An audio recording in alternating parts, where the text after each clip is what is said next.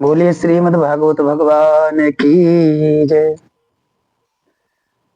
ओधो जी विदा होकर विदुर जी का मैत्रेय ऋषि के पास जाना। ओधो वाच, ओधो महाराज जी क्या बोल रहे हैं, क्या कह रहे हैं। अथ ते तदनुज्ञाता भुक्तवा पीतवा चवारुणी तया बिभर्षित ज्ञाना दुरक्तेर्मर्मं पृषु। ओधो जी ने कहा, फिर ब्राह्मणों की आज्ञा पाकर यादवों ने भोजन किया और वारुणी मदिरा पीकर उससे उनका ज्ञान नष्ट हो गया और वे दुर्वचनों से एक दूसरों के हृदय को चोट पहुंचाने लगे। तेषां मैर्ये दोषेण विषमीकृत चेतसां नीमलोच्चरित रवावासी द्रेणु नामीव मर्दनम। मदिरा के नशे से उनकी बुद्धि बिगड़ गई और जैसे आपस की रगड़ से बांसों में आग लग जाती है, उसी प्रकार सूर्यास्त होते होते उनमें मार काट होने लगी। भगवान स्वात्म मायया गतिम त्वामवलोक्य सा सरस्वती मुपस्पृशया वृक्षमूलमुपाविशतु। भगवान अपनी माया की उस विचित्र गति को देखकर सरस्वती के चलने से आचमन करके एक वृक्ष के नीचे बैठ गए। अहम चोक्तो भगवता प्रपन्नार्ति हरेणहा बदरीं त्वं प्रयाहीति स्वाकुलं संजीर्षुणा।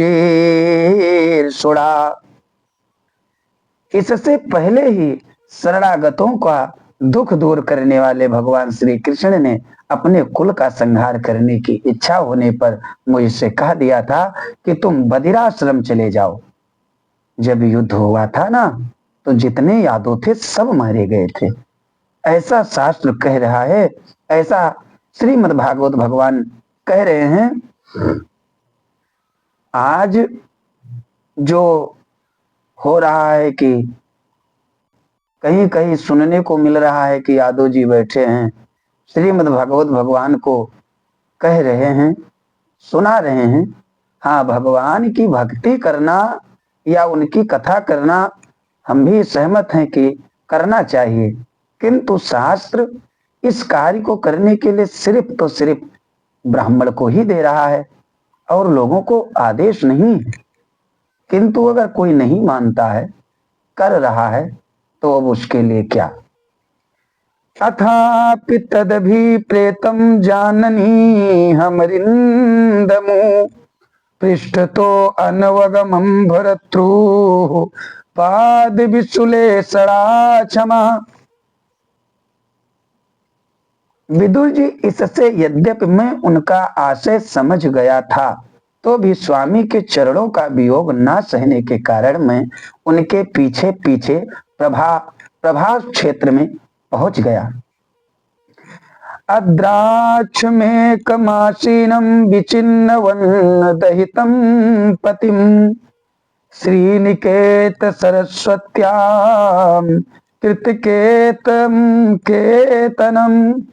वहां मैंने देखा कि जो सबके आश्रम हैं, जो सबके आश्रय हैं, किंतु जिनका कोई और आश्रय नहीं है, वह प्रियतम प्रभु शोभा धाम श्याम सुंदर सरस्वती के तट पर अकेले ही बैठे हैं। श्यामावदातम विराजम प्रसन्तारुणलोचनम दोर्भीष चतुर्भीर विदितम पीतकोशांबरेण चा। दिव्य विशुद्ध सतत्व में अत्यंत सुंदर श्याम शरीर है, शांति से भरी रत्नारी आंखें हैं, उनकी 4 भुजाएं हैं और रेशमी पीतांबर देखकर मैंने उनको दूर से ही पहचान लिया।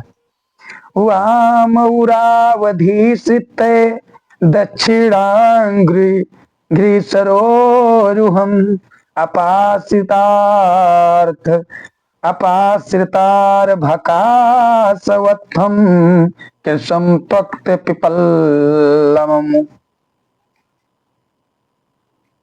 वह एक पीपल के छोटे से वृक्ष का सहारा लिए बाईं जांघ पर दायां चरण कमल रखे बैठे थे।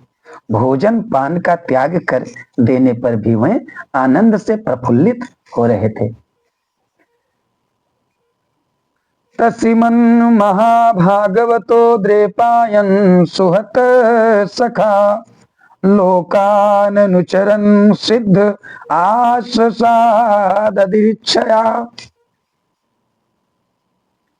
इसी समय व्यास जी के प्रिय मित्र परम भागवत सिद्ध मैत्रेय जी लोकों में स्वच्छंद विचरते हुए वहां आ पहुंचे। तस्यानुरक्तस्य मुनेर मुकुंदः प्रमोद भावानत कंधरस्य आश्रवतो मामनुराग हास समीक्षया विषयमनन्वाच। मैत्रेय मुनि भगवान के अनुरागी भक्त हैं। आनंद और भक्ति भाव से उनकी गर्दन झुक रही थी। उनके सामने से श्री हरि ने प्रेम एक मुस्कान युक्त चितवन से मुझे आनंदित करते हुए कहा, बोलिए श्रीमद् भागवत भगवान की जय, बोलिए श्री वेद व्यास भगवान की जय, बोलिए मैत्रेय मुनि देव सरकार की जय।